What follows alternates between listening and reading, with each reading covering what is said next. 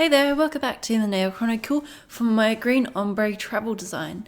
I created this one for a birthday collaboration. The girl we created it for likes the color green. I think she also likes sort of traveling and scuba diving. I don't really have anything very oceany or scuba diver related, but I do have a really cool travel plate by Monology that I think I picked this one up as part of the kawaii pack that I got. But yeah, anyway, so I'll start out with the ombre effect with the green. I only used 2 greens on this one. I just wanted to keep it nice and simple and not a super strong ombre. So I used a Nails ink for the darker one and an OPI for the lighter one. Full details will be in my blog post as usual.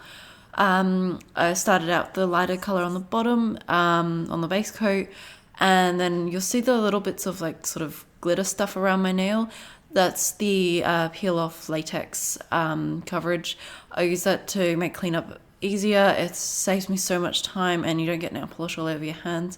It's also really useful if you are doing like water marbling or just something messy. Even I know some people use it for stamping. I personally just clean it off after I've done nail stamping, but that's just my personal preference. So as I'm going along, I let every single nail dry before I do a second coat. And generally by the time I've gotten to the end of my hand, it's dry enough that I can start adding that next layer on. Sometimes it could take sort of 4 or 5 times to get the coverage nice and opaque, but it really just depends on how opaque the polish is itself. And also sort of how thick you're applying it on, and sometimes the sponge will make a bit of a difference as well. So you just sort of keep going along until you're happy with how deep the color is. You might even just want it to be light. And don't be stressed if it looks a little bit rough or if it just doesn't look quite right. Generally, once you put the clear coat over the top, it will look pretty good. And you won't even notice it. So the clear, I find, sort of smooths it out and just really finishes off the ombre, so you get that nice kind of color blending into each other sort of finish that you'd be after. So once I let this dry, I put a top coat on just to sort of seal in the ombre and moved on to my next part, which was setting up the decals for the travel aspect of this design.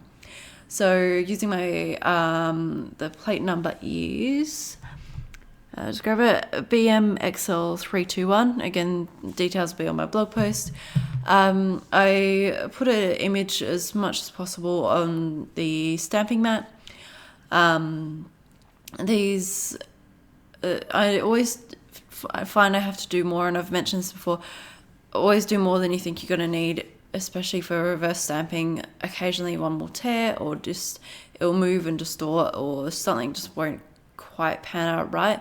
So you don't have to wait again for your new decals to be dried and all of that. So I do extra and just in case, so I don't have to wait around for another one to come through.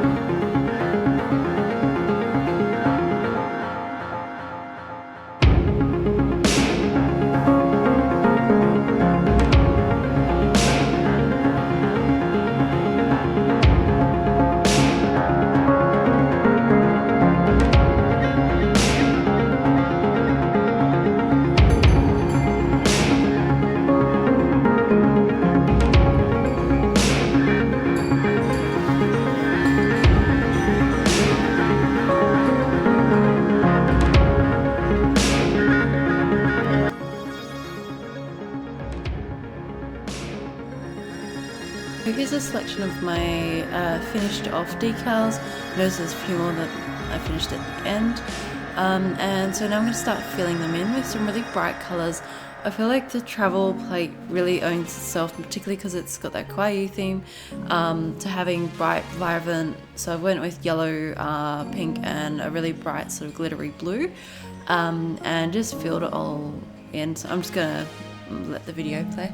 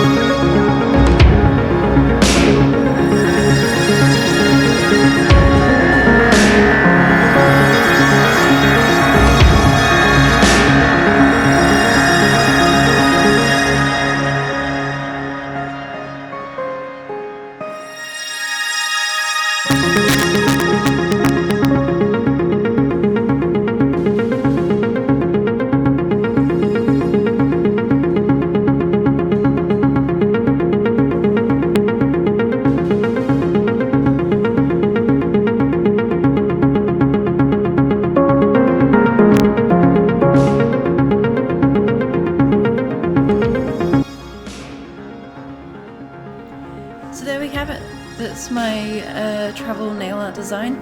Sadly, my camera ran out of battery, so I couldn't show you actually of me applying the decals to my nails. But overall, it was pretty easy to create. I loved how it turned out.